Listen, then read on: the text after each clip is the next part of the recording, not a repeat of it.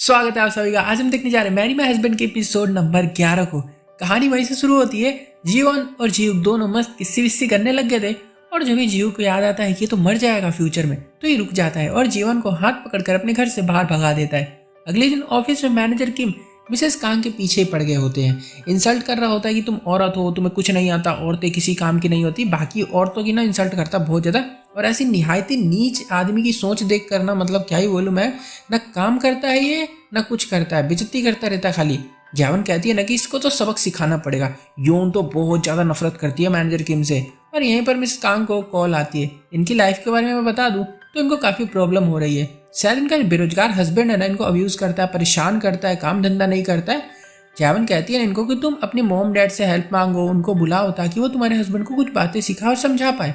इन्हें बताती है कि मेरी लाइफ भी तुम्हारी जैसी थी, तुम अपने हस्बैंड के बारे में बहुत ज़्यादा सोचती हो, मैं भी अपने बॉयफ्रेंड के बारे में अच्छा सोचा करती थी।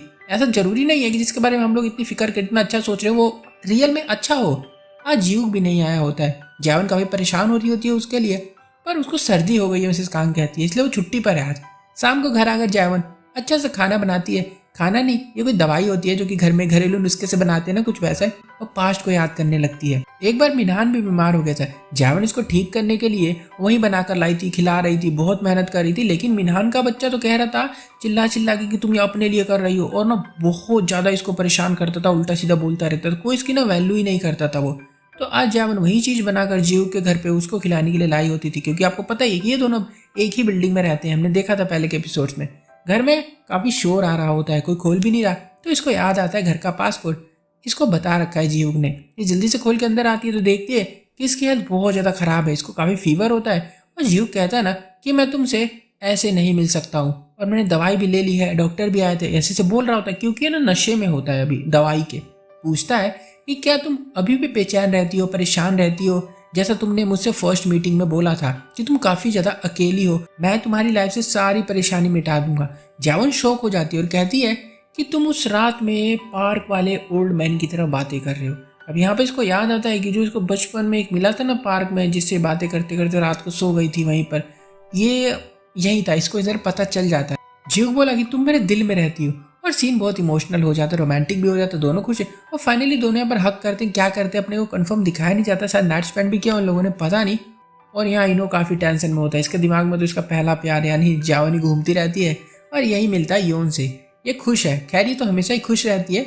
इनो बोलता है कि तुम बिल्कुल अपने भाई जैसी हो। ये बोलती उसका नाम लेके मेरे इंसल्ट मत करो, मेरे पास 2 मस्त म्यूजिक की टिकट से जाओ जाओ, जावन को ले जाओ घुमाने के लिए। ये रोने लग जाता है, आंसू रोकने की काफ़ी कोशिश करता है। जैवन तो इसका फ्रेंड बोलकर चली गई, अब क्या ही करेगा बेचारा। वापस घर में आते जैवन इसका अच्छे से ख्याल रखती है। सुबह तक तो जीव जब उठता है शौक होता है कि रात को हमारे बीच क्या हुआ, हमने क्या बातें की, सॉरी मैं नशे में था, दवाई है, बाकी सारी चीज़ें।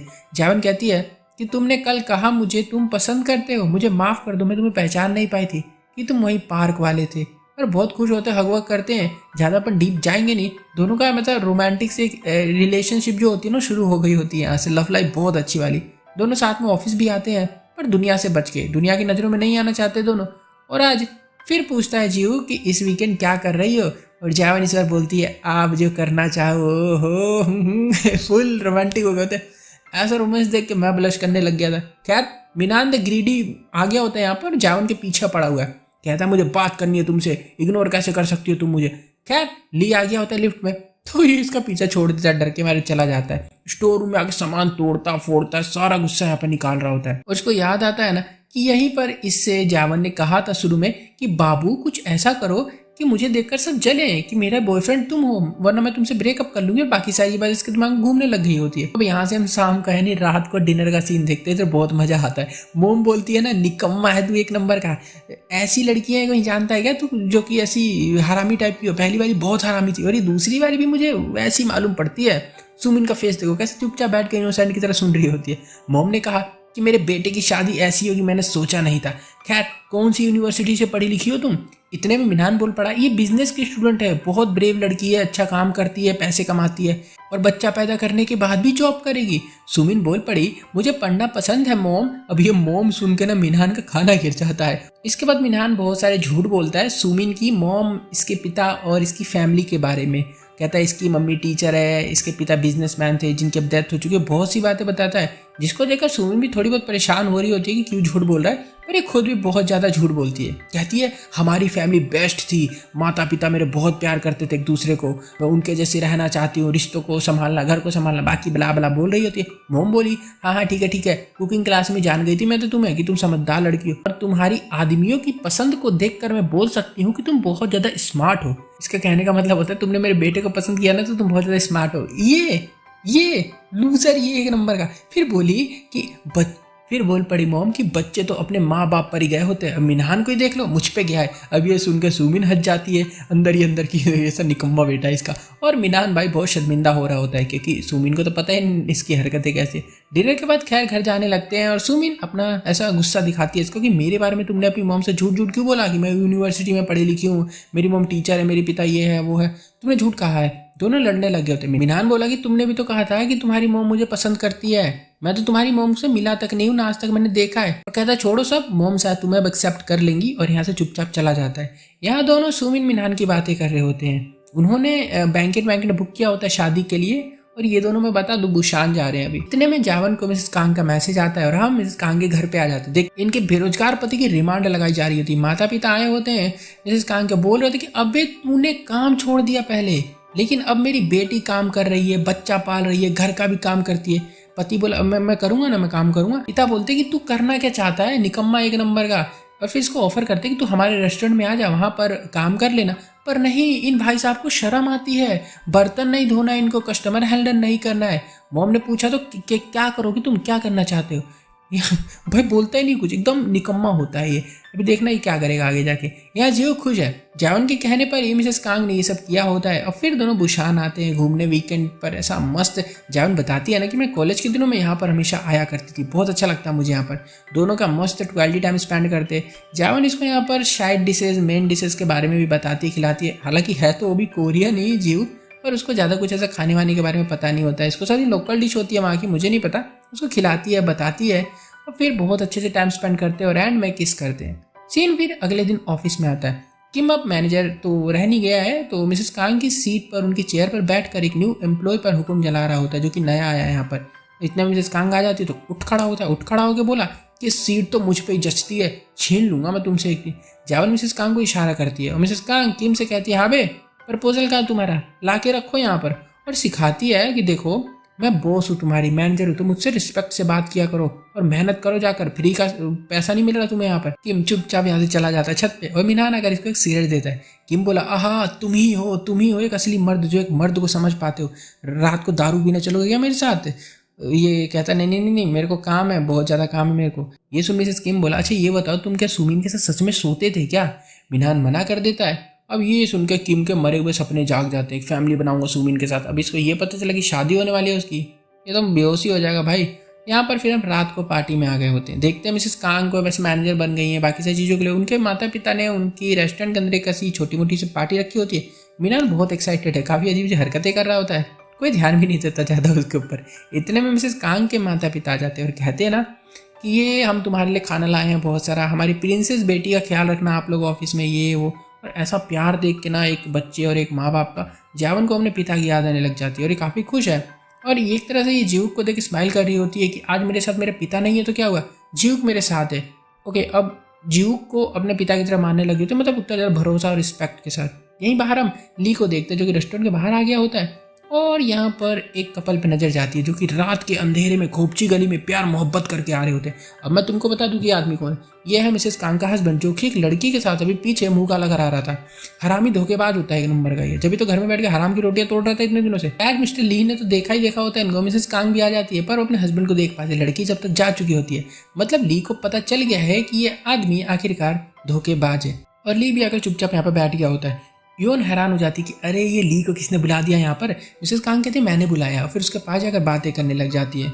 और फिर हम इन तीनों नमूनों को देखते हैं। यही मिनहान, इसकी मम्मी और इसकी होने वाली बीबी, ये एक बिल्डिंग के बाहर आए होते हैं। सुमिन बहुत खुश हो रही है तो अंदर इंदिरा, हाँ मेरी सासू माँ मेरे लिए घर खरीदेंगी।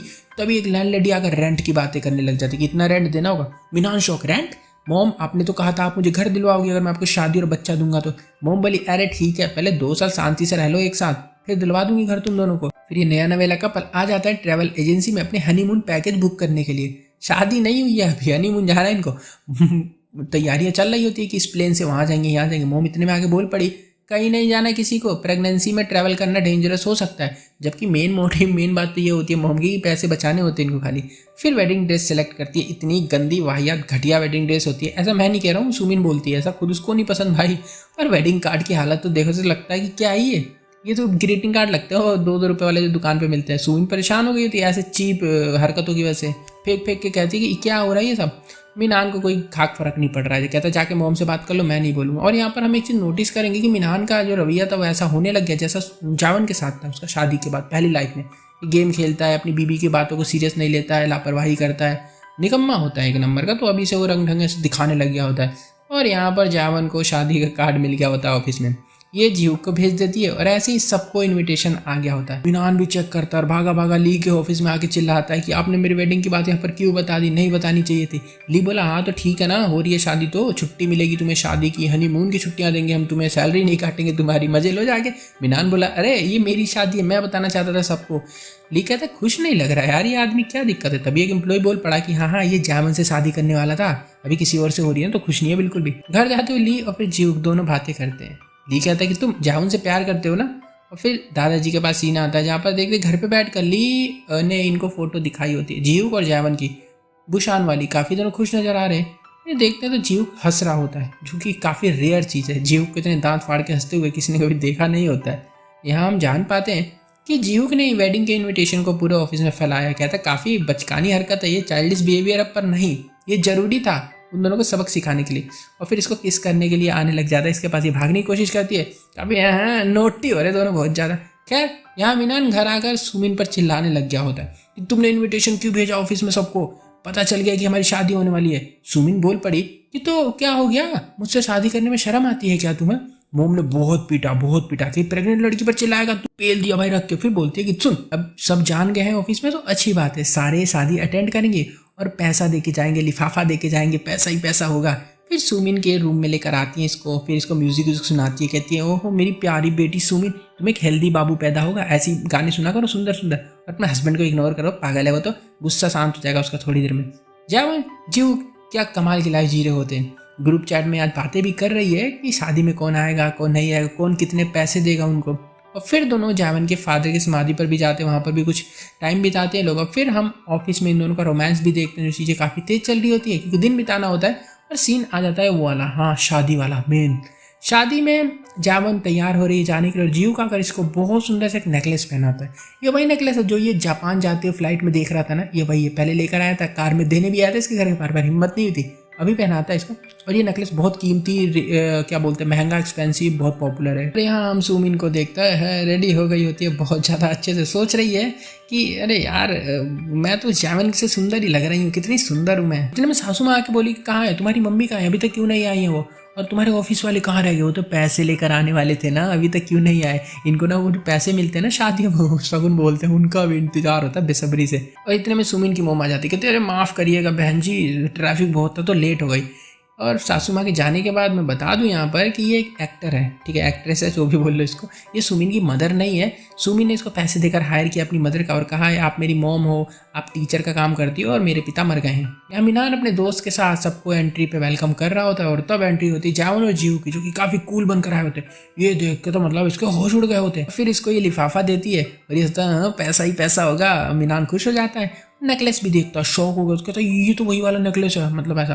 और जीव खींच के लेके चला जाता है जावन को और फिर खोलता है एनवेलप, तो उसके अंदर पैसे वैसे कुछ नहीं, कंप्लेंट होती है जहाँ से पता चलता है कि इसने बहुत सारे लोगों से पैसे ले रखे ना उधार, तो ये उन्हीं का होता है, पहले कर्जा चुका ले भाई, लुगाई बाद में बनाइयो। यहाँ जावन सुमिन तो दुल्हनिया से मिलने आती है। सुमिन बोली फ्रेंड हो तुम मेरी, इतनी लेट आई हो, कैसे चलेगा, अब बताओ मैं कैसी लग रही हूँ, मुझे तो ये ड्रेस बिल्कुल भी अच्छी नहीं लग रही है यार, मैं तो सुंदर ही नहीं दिख रही हूँ।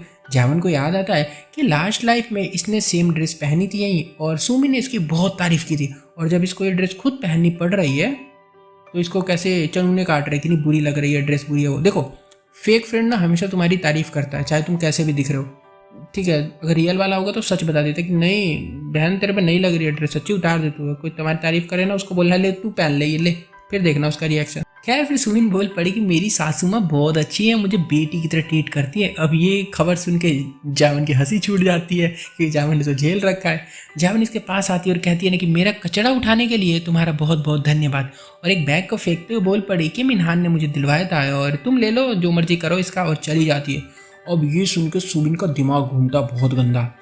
इसको रियलाइज़ होने लग गया कि कहीं ना कहीं इसने एक निकम्मे और घटिया और नीच किस्म के आदमी से शादी कर ली है, जो कि अगर अपनी गर्लफ्रेंड के होते हुए उसकी फ्रेंड के साथ एक्स्ट्रा अगर वो अफेयर बना सकता है, वो सब कर सकता है, तो वो अपनी बीबी के होते हुए इसके भी कहीं भी मुंह मार सकता है जाके। देखो इसका माइंड कैसा होता है मैं समझाता हूँ। इसको इस बात का बिल्कुल भी गम नहीं है ना कि मेरी शादी एक निकम्मे से हो गई, एक लालची फैमिली में हो गई और मेरी नौकरी चले गई। इसको इस बात की खुशी हो रही होती है कि जामुन से मैंने सब कुछ छीन लिया। उसकी ये होने वाली फैमिली थी जो कि अब मेरी फैमिली, मैंने उससे फैमिली सुन ली। शादी में फिर एंट्री होती है।